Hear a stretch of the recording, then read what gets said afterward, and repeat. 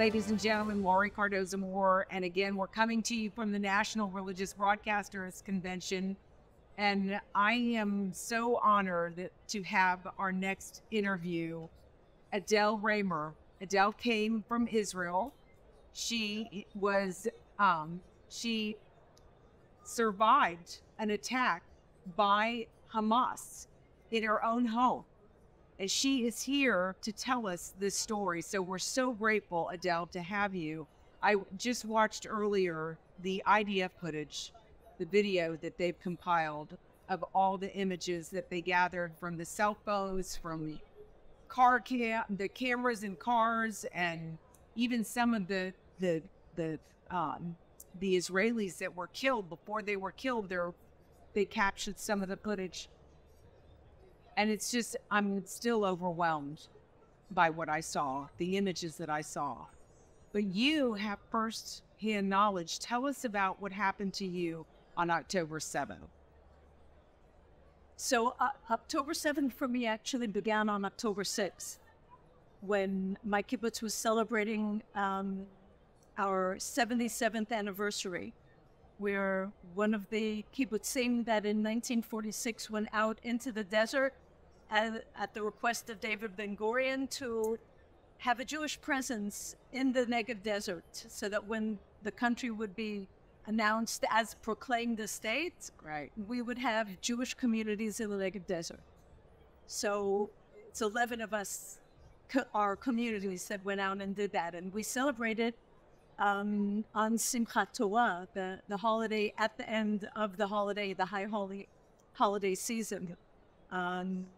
So we were having a wonderful celebration. We had lots of visitors, great atmosphere. And that night, my son was also visiting. I have a 33-year-old son who lives in Tel Aviv, and have a daughter who lives on kibbutz and has 3 children. 3 of my grandchildren also live on kibbutz. And so before I went to sleep on October 6th, I told him, if you wake up in the morning and don't see me, don't be worried, because I want to get up early before sunrise to go out into the fields and take pictures of the wildflowers, the squills. Luckily, I was too tired to get out of bed that morning, because if I had actually done that, I would not be sitting here in Nashville talking to you today. So I stayed in bed, and at 6:30, the incoming rocket warning started blaring. Now, my kibbutz is a mile away from the border with the Gaza Strip, which means when there's incoming rockets, we have between 0 to 10 seconds from the second you hear that alarm to the second you hear the explosion. Oh, wow. To get to someplace safe. So I immediately jumped out of bed, ran to the safe room, which is also my guest room. So my son was already there. And it was a crazy heavy barrage that was just one after another, and it wasn't letting up, and it was so heavy that I was scared to stand up to close the iron window that protects us from shrapnel. Oh my God. So I was sitting on the floor just waiting for the rockets to stop, and I turned on the TV and I see that the attacks are so widespread. They're from the north of Tel Aviv to south of us, over 100 miles. It was like all over these attacks. And it was only in retrospect that I realized that this was in order to camouflage, to take attention away from the main event, right, which was happening along the border in tens of spots, a well-organized, planned, collaborated attack on Israel, infiltrating the sovereign state of Israel, all at the same time. They infiltrated over 20 communities, 3 cities, army bases, all at once. So at one point we got notification that Israel had been invaded, because official information wasn't really coming through. Right. This was just from our internal messaging system in the kibbutz. And we were told to go outside of the safe rooms, to lock all doors and windows, to go back into the safe room and lock it. Oh, wow. But the safe room does not lock. Safe room was built to keep us safe from rockets. Oh my gosh. And if it locks and something happens to you inside, first responders can't get in to save you. Oh, no. So we're in the safe room, and all of a sudden, on the internal messaging system, we see people in the, we're 450 in our community, so I know everybody and I know where they live. And we're seeing cries for help saying, we can hear gunfire. No, we know, I know what rockets exploding sound like. Right. I've never heard gunfire in the kibbutz. And grenades exploding. And they said, and we can hear Arabic outside. And then we're seeing messages that our houses are being infiltrated. Oh, no. And that houses are being set on fire. And I'm watching the progression of the terrorists through the WhatsApp group as they're getting closer and closer to where I live, to where my son-in-law lives. I knew that he was with my grandchildren, to my daughter's house. And you just said that we can't do anything. At one point, my son, who understands a little bit Arabic, said that he heard them. We heard Arabic outside our house, and he heard someone saying, come away from there. So he's sitting on the floor by the safe room door, holding down the handle, so that if anybody infiltrates, hopefully he'll be strong enough to keep the door locked by pulling down the handle. And after about an hour, I went out of the safe room because I had to go to the bathroom. I was already in physical pain. I opened the door very quietly in case there were terrorists in the house. And I saw the window right opposite me. The slats had been broken. So the terrorists were literally on my porch, breaking into my house through my front window when they were called away. We don't know what caused that. Divine intervention or dumb luck or my husband watching over us. But we were left alone. Unbeknownst to me at the same time, my son-in-law was one of the first responders but couldn't go out because my 3 young grandchildren, aged 2, 4, and 2, 6, and 8, were in the house with him. He's separated from my daughter, so he was in the house all alone with the girls. And he heard them breaking into his house. He told the girls, hide yourselves under the blanket. You're going to hear a loud noise. Do not come out no matter what. I'm here. It's okay. And he loaded his gun, pointed at the door. And when he saw the handle of the safe room door starting to move, he kicked open the door and shot the terrorist a yard away from the door. Oh, my gosh. Thank God he was armed. My daughter was on her own in her house with the lights out. You know, we all turned off the air conditioning so there wouldn't be noise, giving away the fact that there were people hiding in there, hiding under her bed in the dark for hours. She was scared to go to the bathroom. She just did it all there on herself. We were that way for hours.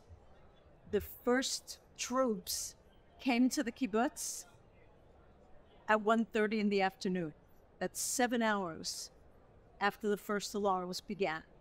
So we're sitting in our rooms, 7 hours, not knowing what's happening. We got no official word from anybody, no communication. The only thing that we were told at one point, the army isn't coming. Each family has to take care of themselves. There was a family whose house was set on fire, who had a 10-day-old baby. And the terrorists tried to enter their safe room. They didn't manage to open it, but they managed to dislodge the door.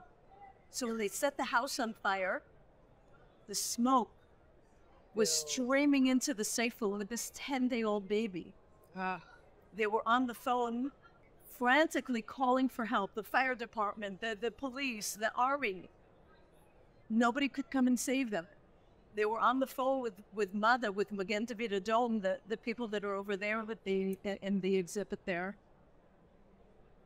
And they were on the phone with them for hours, telling them what to do. They said, put the baby by the window, open the window a crack, leave him on the windowsill a little bit, and then take him away and put him down. It was scary because there were terrorists outside. And they could have easily, if they'd noticed that, they could have easily opened the window and gotten in. So when the first troops came at about 1:30, they knew about the situation. There was one corner of the kibbutz especially where the houses were burning. And they went there right away. They extricated that family. Baby Kai is safe and a beautiful, healthy baby. And they went house by house, extricating people. They didn't come to my house until about 5:15. So we were in that safe room for 11 hours, just waiting for them to come to us, so waiting for them to break into our house. You know what? There was one point that the tension, the fear was so strong that I was just saying, just come in already. Just get it over with already. I was just waiting to be slaughtered or kidnapped.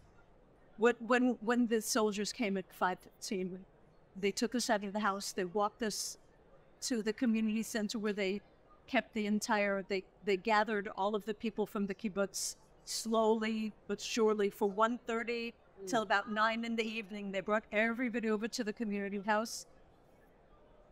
It was extremely crowded. You couldn't even sit down, let alone lie down.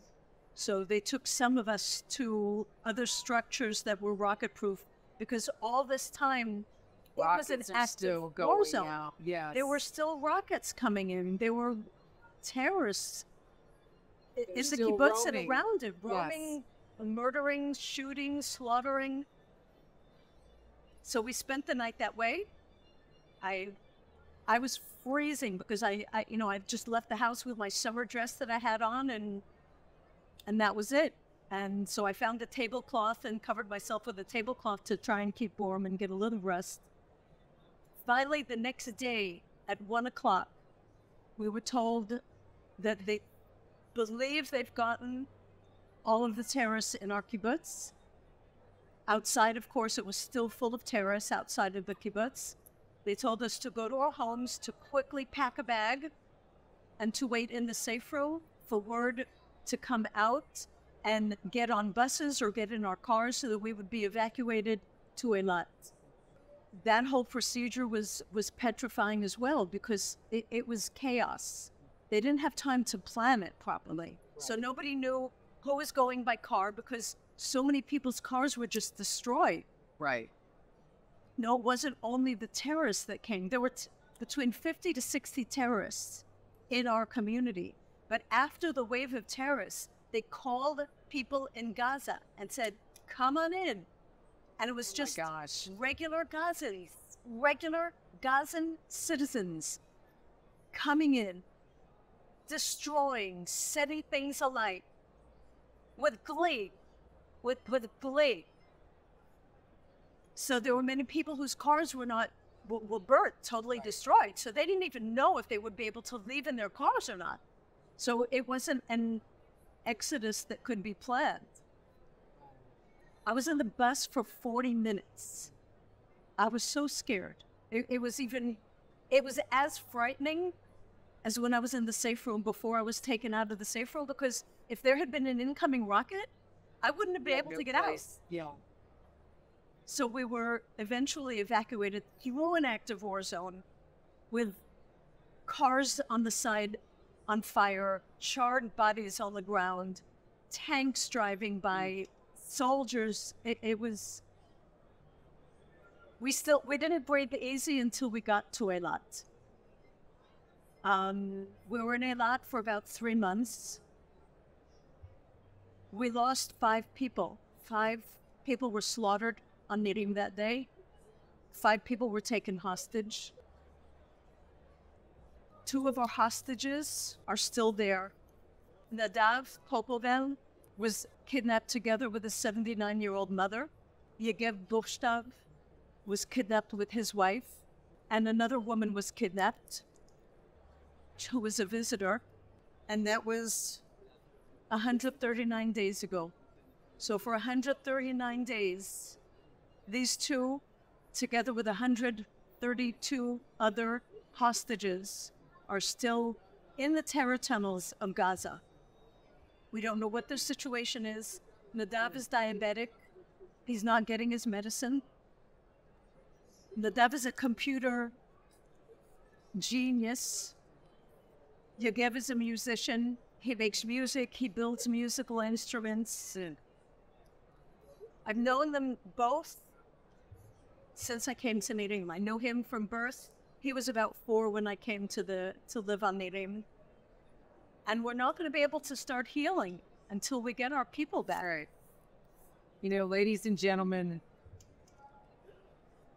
this has been 139 days. And our administration, you all have heard me talk about Biden, where the Biden administration is hypocritical. One day they say that they're going to help Israel, and the next day they are pushing Israel to divide the land of Israel. One day Biden is saying, we're going to let Israel finish the job and do whatever Israel needs to do. They have our full backing, our full support, but we still have 139 days later, 134 hostages, ladies and gentlemen. Dead and alive. They're not dead, alive, and we don't know how many are going to... Each day that goes by, there's less and less of a chance that we're going to get them back alive. I have personal friends there that are in their 70s and 80s who are sick. They have heart conditions. They're not getting their medication. And they've not been released. This can't continue. Ladies and gentlemen, you need to contact your state representative or your congressmen and your senators. And you need to let them know that we need these people released. There is going to be no stopping any war until these people are returned home to their families. Some of them are American citizens. That's correct. Thank you for reminding me. My friend Judy and her husband Gadi are American citizens, and there are more there as well. And what is our government doing to rescue Americans? This, leadership matters, and who we elect to serve matters. And Israel, we've told Israel that we have their back. Well, here we have Israelis, we have Americans, and I'm sure there are other nationalities there too. Well, why don't we have their back now? Adele, I'm encouraged by your story, but I'm still in shock by what I saw, the images that I saw. And to think that the world continues to put pressure on Israel and blame Israel for what's going on. And they're not holding the Palestinians or Hamas accountable. What do they want to do? They want to give the Hamas a Palestinian state, a two-state solution. We want to reward them? No, ladies and gentlemen, that's unacceptable. We don't reward terrorists, and we don't aid and abet terrorists, but we do with this administration. I grew up in America, and I grew up on the values of appreciating cultural diversity and protecting your minorities and looking after the people that need help. And I am just flabbergasted today that people do not understand that the Jewish people are an endangered minority. Yes, they are. We're in danger of extinction. And here and in Israel, even the anti-Semitism. Anti-Semitism is on the rise. It's absolutely out of control. And not just here in the United States, but we're seeing an explosion around the world. Adele, we're living in 2024. You would think we would be over this. We would have gotten past this. But we haven't. I'm so sorry for the losses of the people in your community. I'm so sorry you had to endure what you endured. Thank you. Well, but I have to say, I'm optimistic. I'm going to be going back to my home. I don't know when, but I already have plans for renovating my house. We're not going to be able to go back until the IDF and the government of Israel get the job done. Right. In order to get back there, I have to be given back the security, the confidence that I had on October 6th when I told my son that I was going out before dawn to take pictures in the fields. Until that happens, until I get that security back and until we get our people back, we're not going to be able to move on. And we have to move on. Because if you give up on Nirim, you can give up on Israel. Adele, thank you so much for sharing your story. And I hope when you return home that you're going to tell your friends how much you were loved and appreciated and encouraged by what you saw here at the NRB. Thank you for elevating our voices and elevating the voices of those who can no longer, at this point, speak for themselves. Thank you so much. You're in our prayers. I've gotten so much love since I've been here. I just, I grew up here and did not feel that love from the Christian community when I was growing up. But I'm feeling it now, and it's just so inspiring.